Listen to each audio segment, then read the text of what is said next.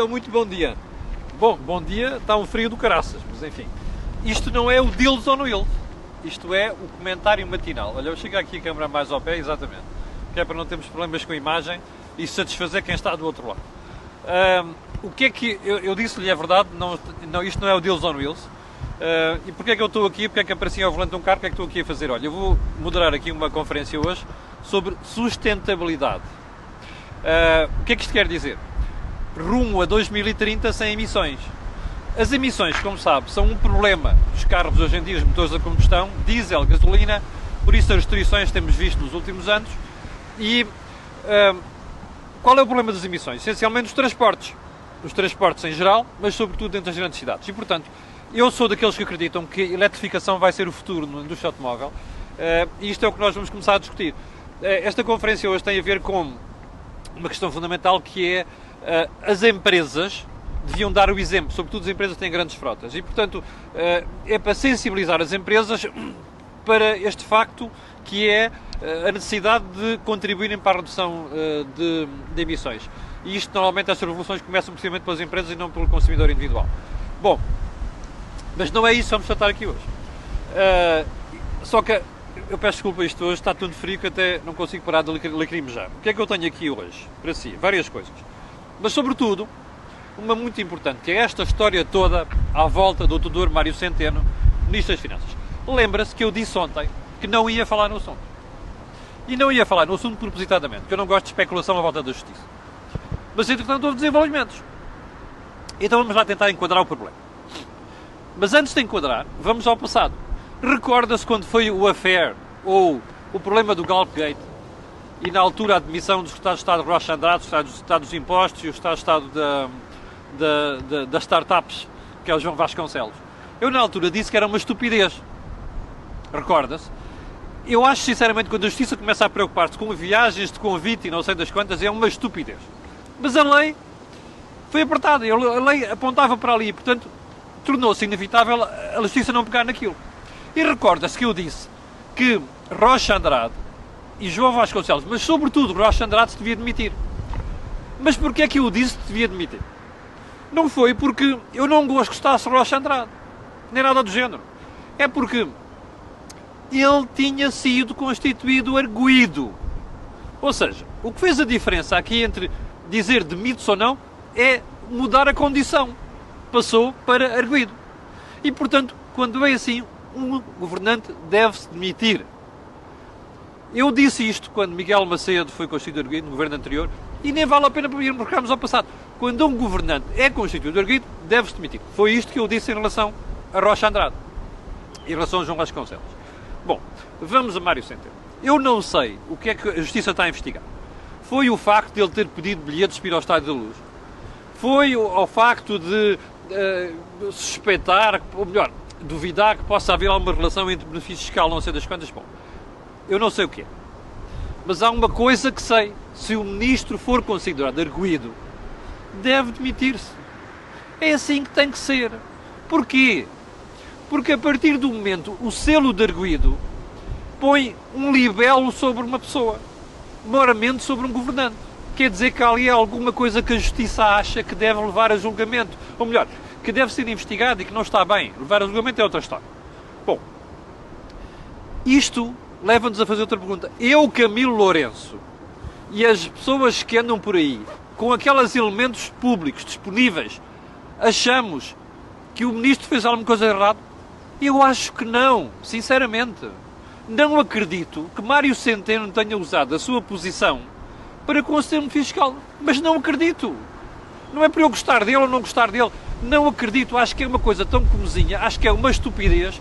E mais, a decisão nunca é do ministro, é da estrutura da administração tributária. Eu disse-lhe isto quando este assunto se colocou há umas semanas. Lembra-se? Portanto, eu não acho que o ministro tenha feito algo de errado sobre conceder um benefício fiscal indevido. Não é isso que está em causa. Bom, mas há outra coisa. Terceira pergunta. O ministro Mário Centeno portou-se bem neste assunto? Não. E agora vou-lhe explicar porquê. Primeiro, eu não acho que o ministro tenha um problema de segurança.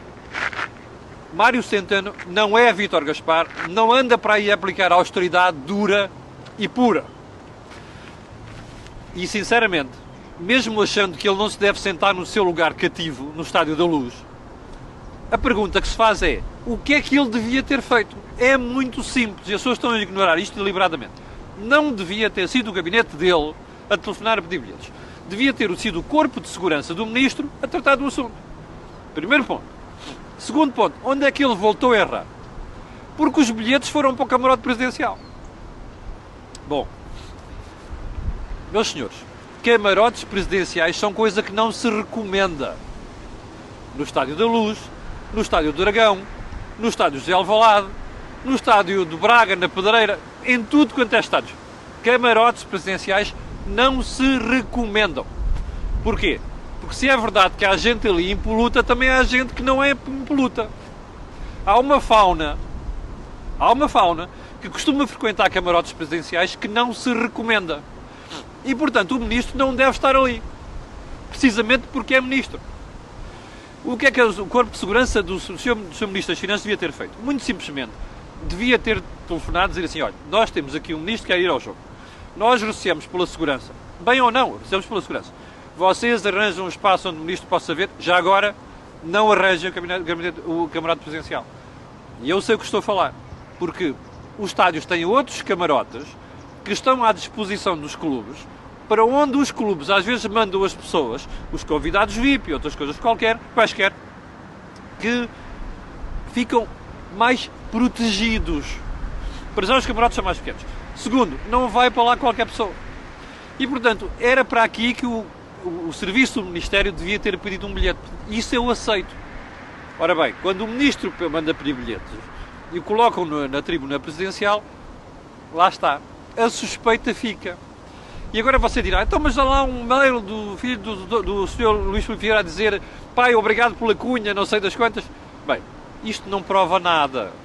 Porque eu posso escrever o que quiser. Imagino que hoje para amanhã uma mensagem para alguém e dizer assim, olha lá pá, ainda bem que falaste com o ministro tal e que o gajo resolve o meu problema. Eu posso dizer o que quiser. Não é? Até posso estar ali a gabar-me, não é? Até pode ser uma coisa gira. Olha, alguém disse, pá, olha, o teu pai, pá, foi quem interveio naquilo, não sei das quantas. É irrelevante. Mas agora, a justiça não deve investigar isto? Deve. E este é o ponto fundamental, porque eu já ouvi vários analistas de ontem por hoje dizerem assim, isto é uma estupidez, a justiça tem de justificar. A sério? Então a justiça a partir de hoje passa a justificar todos os casos que está a investigar. Então isto não vai a tribunal? Não pode ser, não é? A justiça é independente.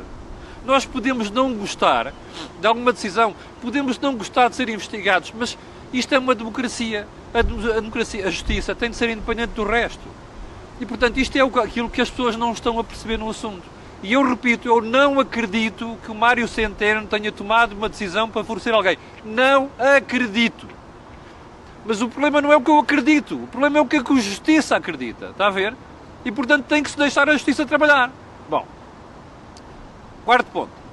O Primeiro-Ministro ontem, ao final da tarde, respondendo à manchete do Correio da Manhã, vem dizer uma coisa do género. Bom, em circunstância alguma, o Sr. Ministro das Finanças sairá. Primeiro, ele não foi constituído erguido. Segundo, mesmo que seja constituído erguido, não sai. Alto lá.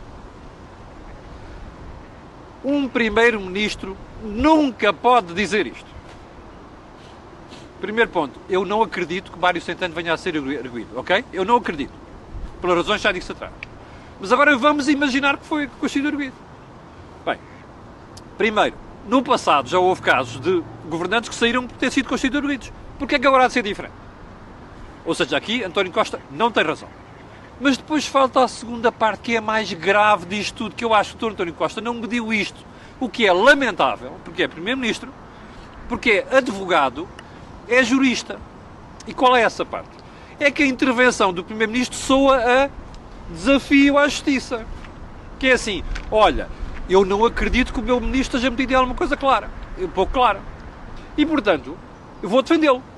Mas vou mais longe. Vou-vos dizer assim, meninos da Justiça, mesmo que vocês considerem o meu Ministro arguido, eu não vou pôr fora do Governo. Ora, isto não se faz. Isto não se diz. Porque isto passa a imagem do que o Primeiro-Ministro não respeita a justiça. E não pode ser. E mais, passa a imagem de que o Primeiro-Ministro está a desafiar uma instituição chamada Justiça. Ora, aqui é que esteve o erro do Primeiro-Ministro. Eu estou surpreendido com isso? Não. António Costa é vezeiro e é useiro em fazer estas coisas. E eu, no final, vou repetir isto. Eu, como cidadão, não acho que ele deva ser constituído. Mas não sou eu, é a Justiça. E, portanto, deixem lá a Justiça trabalhar, até porque eu estou convencido de uma coisa. Se os factos forem aqueles, eu não posso afirmar que não são, porque eu não sou um investigador. Se os factos forem aqueles, eu acredito que não vai ser. Mas podem não ser aqueles só. E eu tenho que dar esse benefício da dúvida à Justiça. E é assim que se faz. E desta maneira matava-se o assunto. Infelizmente, o Primeiro-Ministro, que já não é a primeira vez que faz isto, teve o cuidado de pôr as coisas da pior maneira possível. Pronto. Olha, é a política que temos. Eu vou ficar por aqui hoje. Não se esqueça que a partir das 18 horas nós teremos o Pontapé de Canto com o António Tadeia. E quanto a nós, esta matéria amanhã às 8 da manhã aqui no Comentário Matinal. Fique por aí, não se esqueça de pôr um gosto e fazer partilha nas redes sociais. Muito obrigado por estar desse lado.